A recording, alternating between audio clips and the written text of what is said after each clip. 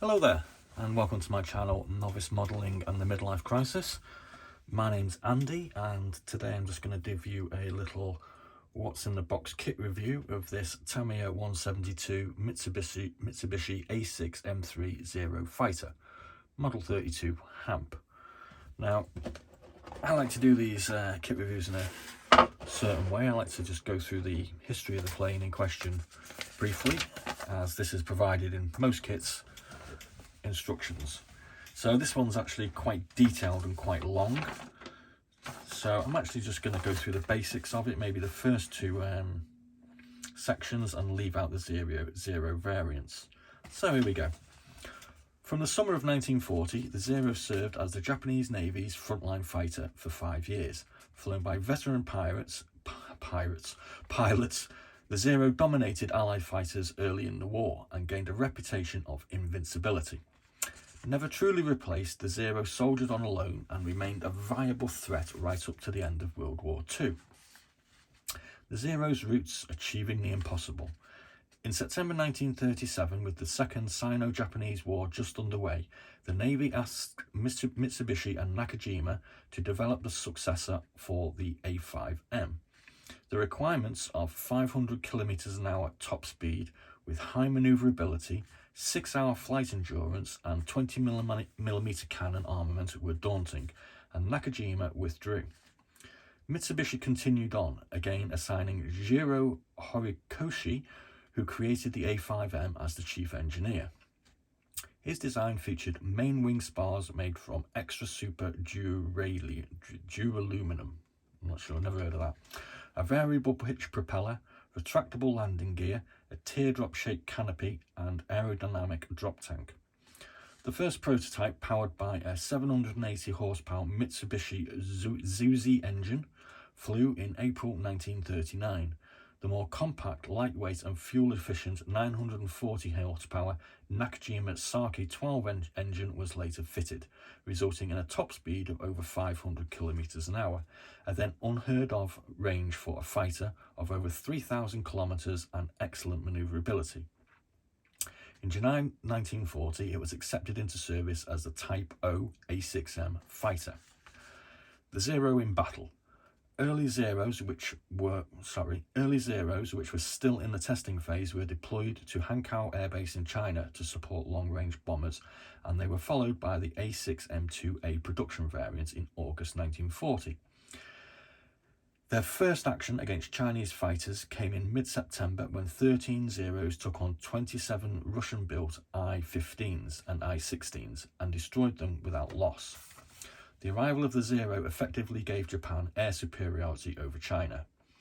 In December 1941, the Japanese staged a surprise attack on the US Pacific Fleet at Pearl Harbor.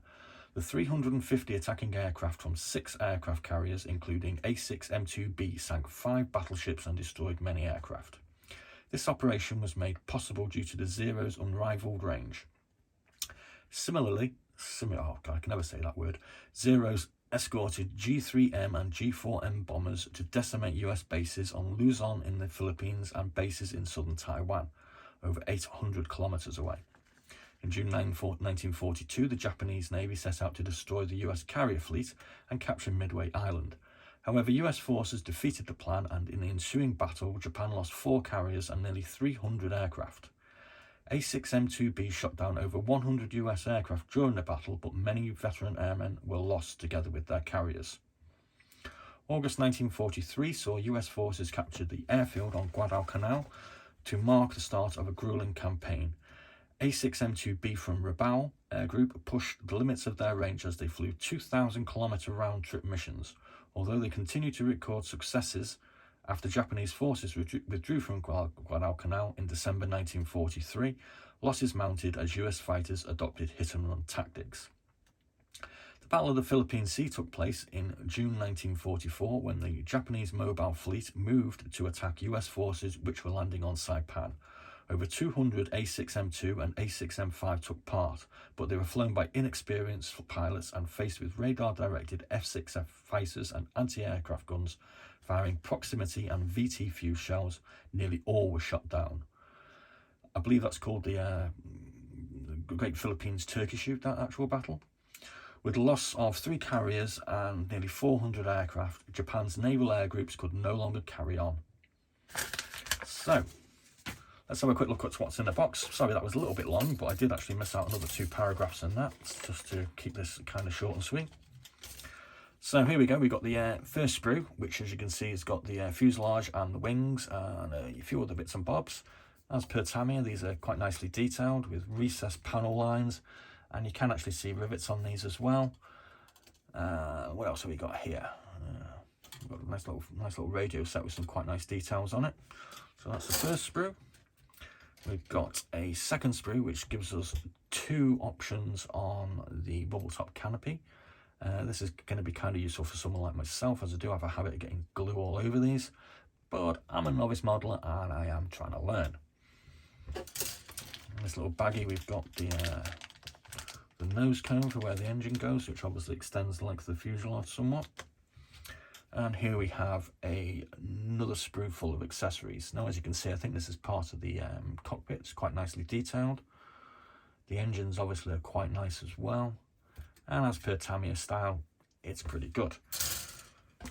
We also get the tech tips, which are really useful for muppets like myself who haven't got a clue what they're doing. We get some nice rising sun transfers with an assortment of other insignia to go on these models, and I think that's actually the belt there as well, the seat belt sort of thing going on. That's pretty cool. I don't think I've seen that before. So a quick look at the instructions, and as per Tamiya, they're really well laid out, very simple steps.